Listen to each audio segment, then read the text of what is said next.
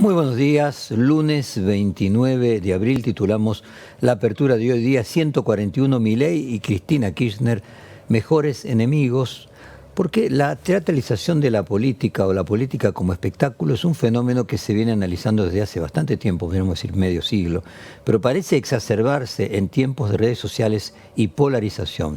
La potenciación de estas características hace que se distorsionen los debates y que adquieran una nueva forma. Por ejemplo, el último capítulo pudo verse en los últimos discursos y reportajes de Javier Milei y de Cristina Fernández de Kirchner. Por eso decidimos abrir el programa de hoy con una canción de Lupe que lleva como título Puro Teatro.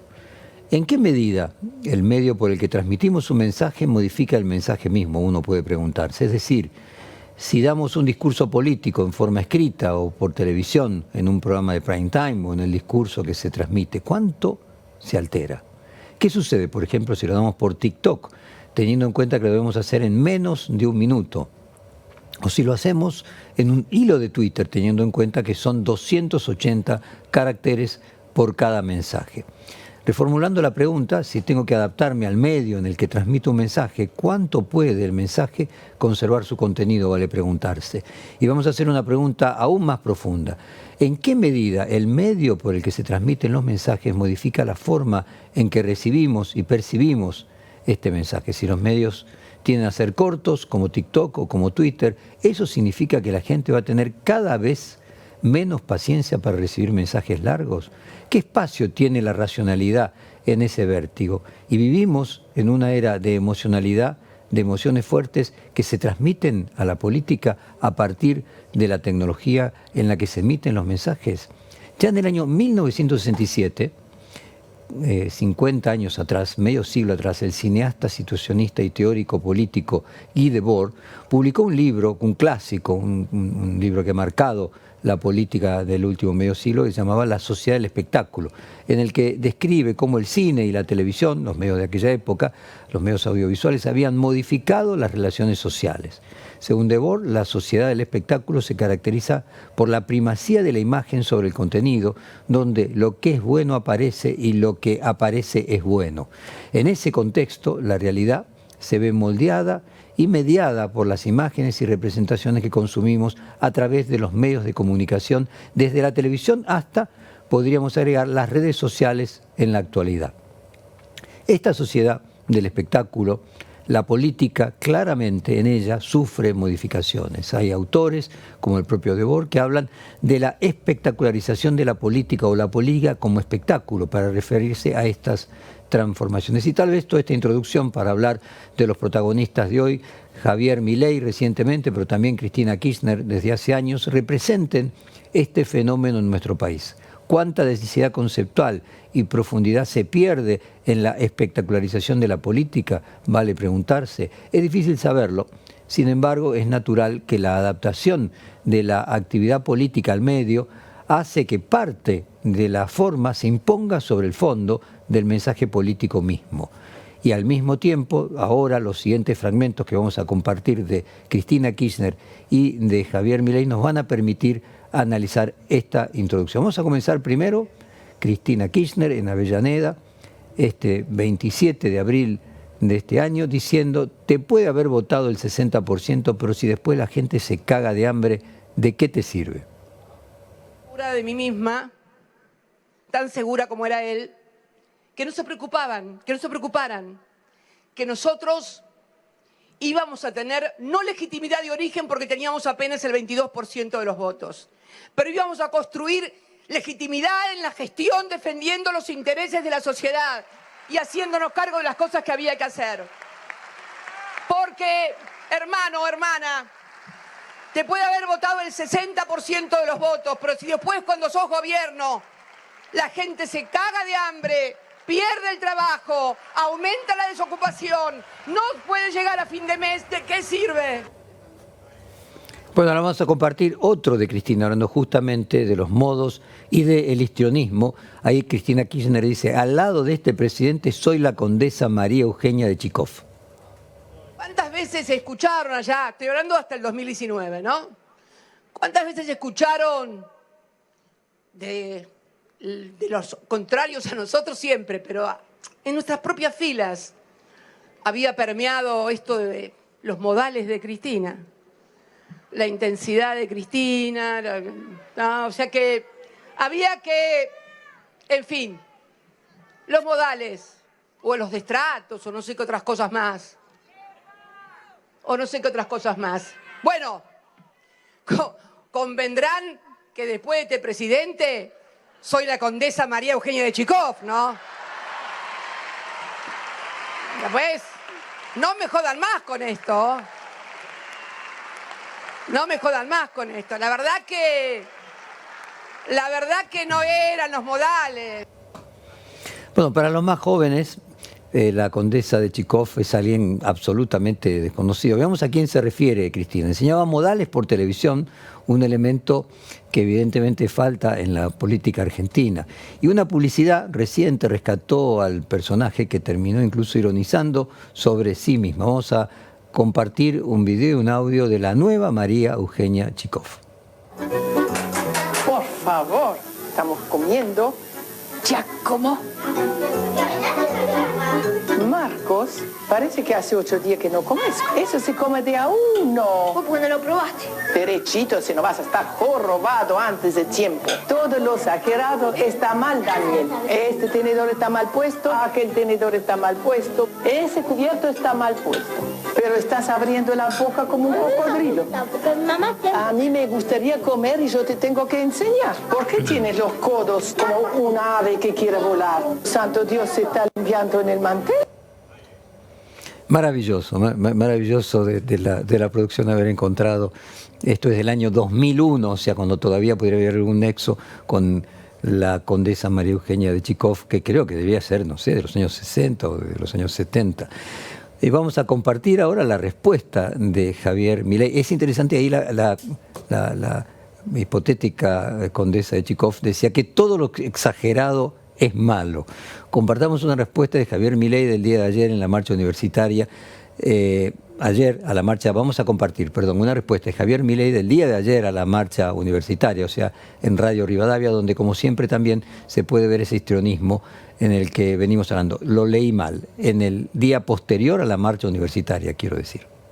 En el fondo, ¿sabe lo que muestra eso? El miedo que me tienen, lo grande que soy respecto a ellos, lo poca cosas que son ellos respecto a mí.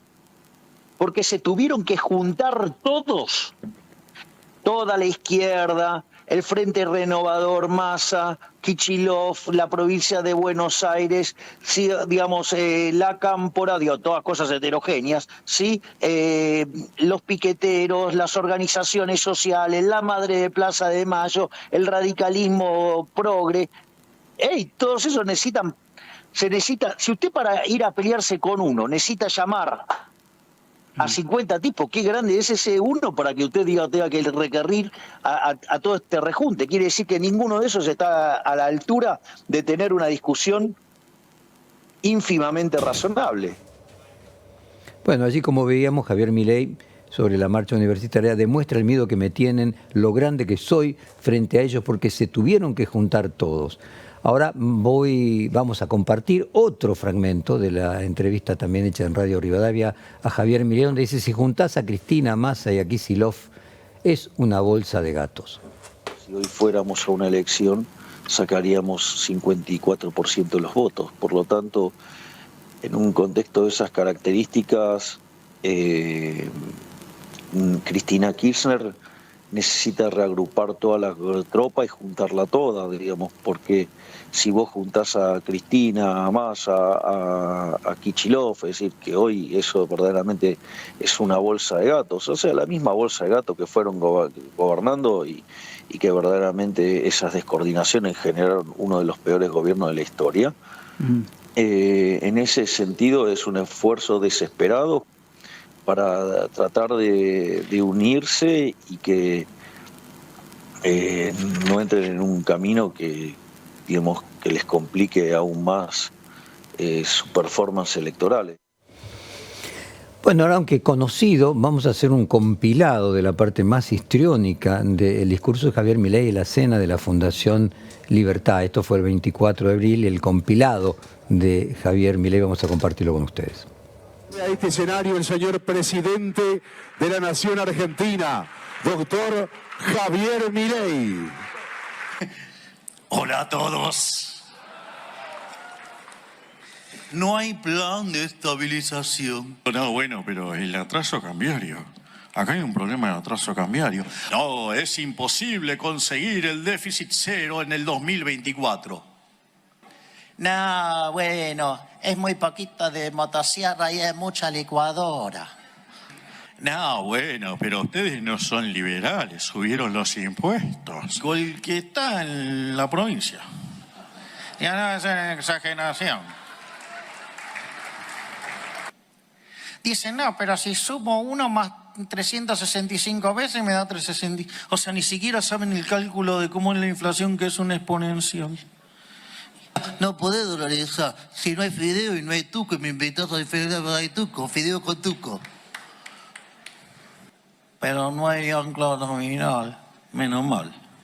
No, bueno, porque no hay un plan integral, porque debería definir la matriz productiva, pero deberías fijar el sendero de precios, salarios, que no sé. No, tiene que fijar el sendero de los precios. Este no es un gobierno liberal porque no liberó la droga. Una pregunta interesante no es solamente el presidente allí, ¿no?, sino los que aplaudían, ¿no?, los que aplaudían. Ahora vamos a avanzar en otra parte de esta apertura porque la producción le preguntó a dirigentes y políticos y analistas sobre las diferencias y similitudes entre las formas de construir sus discursos Javier Milei y Cristina Kirchner, y vamos a escuchar audios que nos enviaron al respecto. Primero vamos a empezar con el ex intendente de Hurlingham y ex ministro de Desarrollo Social, Juan Zabaleta. Vamos a compartirlo con la audiencia ahora. Discursos en donde queda muy poco margen para los que piensan distintos, para los que piensan diferentes, que convoquen más a los que ya no quieren estar de un lado o del otro, de una punta o de la otra, y que créanme, son muchísimos argentinos que no quieren estar más obligados a eso. Tarea por delante para la política y en mi caso para el peronismo, proponer un Estado eficiente, con ideas, con propuestas y fundamentalmente que contengan a todos los argentinos por igual. Más empatía, más cercanía. Los que tienen responsabilidad de gobierno, entender que es para todos los argentinos que se gobierna, y los que tenemos que construir los que viene es convocando a todos, no a los que ya son parte, que son cada vez menos y que muchos no dejan de mirarse el ombligo. Ahora vamos a compartir el audio de Facundo Cruz, analista político y coordinador general del Observatorio Pulsar de la Universidad de Buenos Aires. En ese sentido, polarizan a la política. Sí, acá quiero destacar una diferencia adicional. Los primeros discursos de Cristina Fernández de Kirchner como presidenta, hablo del periodo 2007-2011 y después de la victoria con el 54% de los votos para su segundo mandato entre el 2011 y el 2015, sí tenía una confrontación importante entre un ellos y un nosotros, y buscar un rival con el cual polemizar, sean grupos o personas específicas. Javier Milei está haciendo lo mismo ejerciendo su presidencia, pero creo que da un giro adicional que Cristina Fernández de Kirchner no tenía, y acá es donde aparece la diferencia. Y que Javier Milei, a la hora de plantear su discurso, muchas veces hace ataques personales, desprestigiando o denostando a quien se está dirigiendo y planteando no solo diferencias políticas, sino también profundas diferencias personales. Y ahí creo que hay un giro adicional que tiene Javier Milei, que no estuvo tan presente en Cristina Fernández de Kirchner durante sus presidencias o incluso en el ejercicio de su vicepresidencia. Con este último punto, lo que quiero resaltar es que en Javier Milei se nota ataques personales directos y concretos hacia instituciones, hacia grupos, hacia colectivos e incluso hacia personas. No encontrando ningún puente de diálogo, pero sobre todo potenciando y aumentando la violencia política en términos discursivos.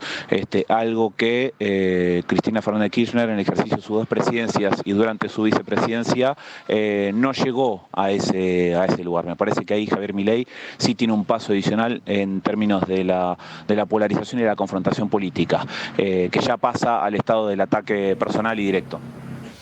Bueno, entonces, como decía Cristina, ella es la condesa Chikov al lado de Javier Milei. Vamos a, por último, a escuchar la opinión del director de Opina Argentina, Andrés Grillo. Creo que la principal coincidencia entre el discurso político de Javier Milei y el de Cristina Kirchner es el carácter adversativo, ¿no?, que ambos despliegan en sus intervenciones públicas. Adversativo y en el sentido de que establece una frontera muy clara, ¿no?, entre quién es el nosotros y dónde y cómo identifica a los adversarios o enemigos del proyecto político. Obviamente que hay una cuestión desde el lugar en que se enuncia ese discurso que Javier Milei es más parecido a la Cristina presidenta, ¿no?, en la intensidad y en la demarcación de esas fronteras adversativas. Hoy el lugar desde donde Cristina Kirchner habla, si bien es todavía bastante polarizante e identifica claramente un nosotros y ellos, tiene, producto de su devenir político y sobre todo de la experiencia del gobierno de Alberto Fernández, algunas ambigüedades que las podemos ver más claramente en el discurso político, sobre todo del último fin de semana.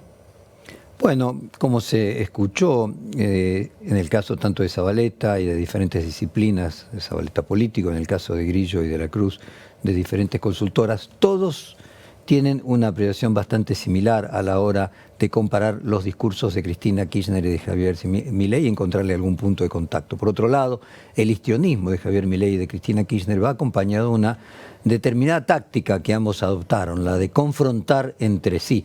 Desde el punto de vista de la expresidente, los motivos para esta jugada son más que evidentes: intentar limar el prestigio del presidente recién electo para que su espacio pueda volver a ser una alternativa, y en el caso de Javier Milei se cree que tiene que ver con una táctica un poco más elaborada. Si Cristina es quien encabeza la oposición, será muy poco probable en el campo opositor que el campo opositor se pueda unir completamente. Hay personajes como Carrió, como los radicales más progresistas, y parte importante del PJ no toleraría y no aceptaría que Cristina Kirchner fuera su jefa política en un mismo espacio y compartir un mismo espacio opositor. De esta manera, el sistema político se volvería a dividir en 3 tercios. Por un lado, La Libertad Avanza; por otro lado, los progresistas institucionalistas, por así decirlo, y el kirchnerismo por otro. Sin embargo, probablemente si la expresidenta decidiera dar un paso al costado, tal vez la oposición lograra juntarse. O sea que Javier Milei tiene que poner velas a que Cristina Kirchner quiera seguir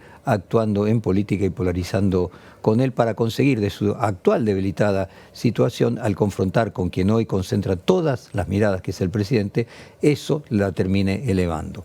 Un caso en el que la política del espectáculo sirvió para dirimir un duelo entre dirigentes de 2 espacios políticos ideológicamente antagónicos fue la elección de Brasil.